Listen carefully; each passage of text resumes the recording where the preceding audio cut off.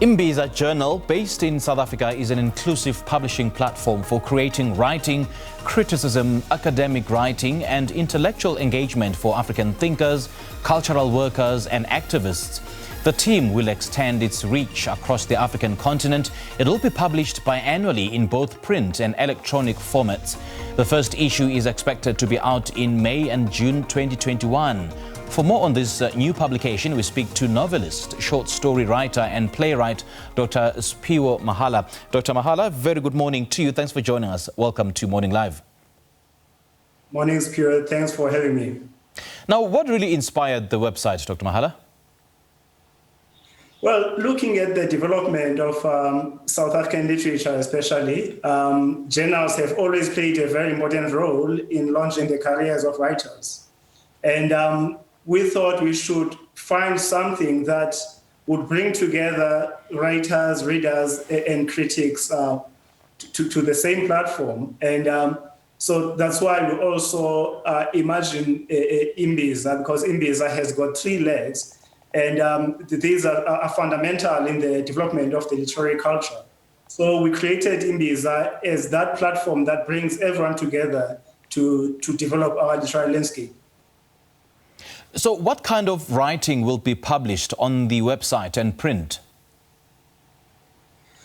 Well, first of all, we cater for creative writing. We allow writers to express themselves. Mainly, we think of short stories, poems, and even extracts from novels. And then secondly, we think of critics. We cater for academic writing. So academic articles will be peer-reviewed. We're in the process of getting accreditation through higher education. And there will be features that profile artists and cultural activists from across the continent.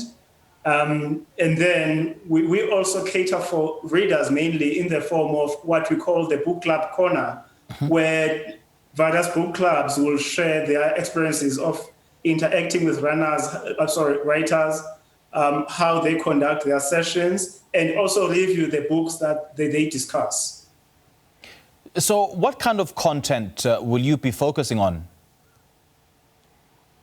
Well, at the moment, with the first issue, for instance, as I say, we're trying to be as inclusive as possible. We do not dictate what people should write about.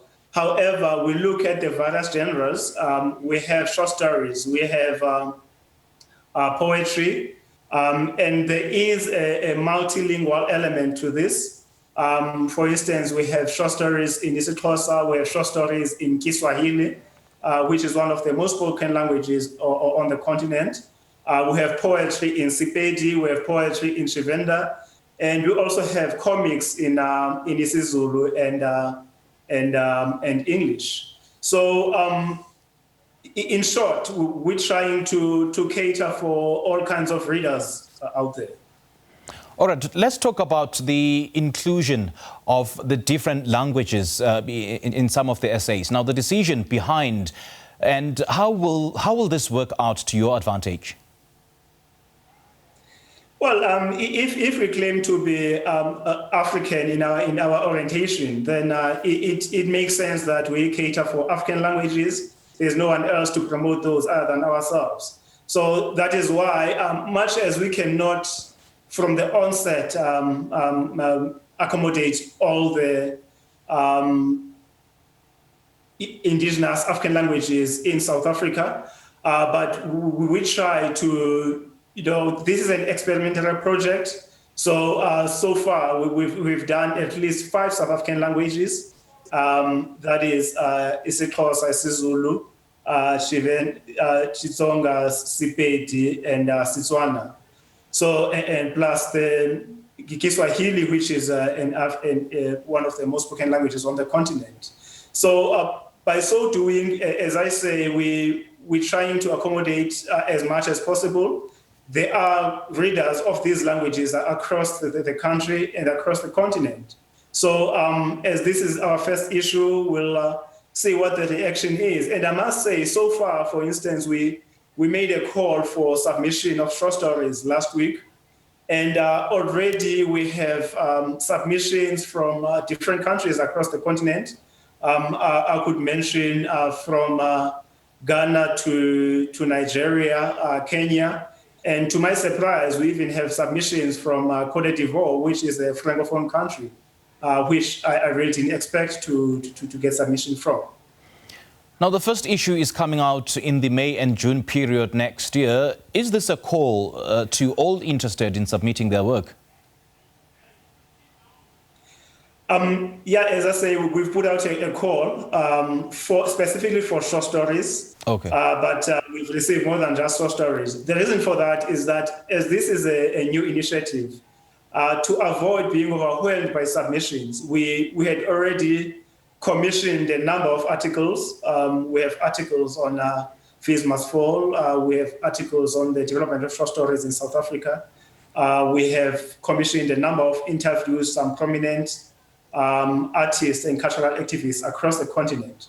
So we had already put together a substantive number of articles already. So we did the open call specifically for short stories.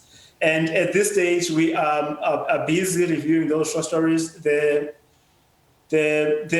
call is still open until the end of February, until the 28th of February. But I can tell you that since last week, we've been receiving material on a daily basis. And this to us says a lot about the hunger out there. People have been waiting for such an opportunity to share their material and tell their stories. Do share with us the details of the closing date and how those interested can go about submitting their submissions. Well, specifically for short stories, you submit to submissions@imbizajournal.co.za. This call is open until the 28th of February 2021. And for more information, you can email info@imbizajournal.co.za or visit our website, www.imbizajournal.co.za. You can always contact us via social media. We do have Facebook and Twitter. And we also have a formidable number of board members who are always ready to share information. All right, Dr. Mahala, great chatting to you. Thank you so much for your time. My pleasure. All right. The Imbiza Journal for African Writing launched to the public with a call for submissions featuring African and Black writers. We just spoke to Dr. Siphiwo Mahala on the publication.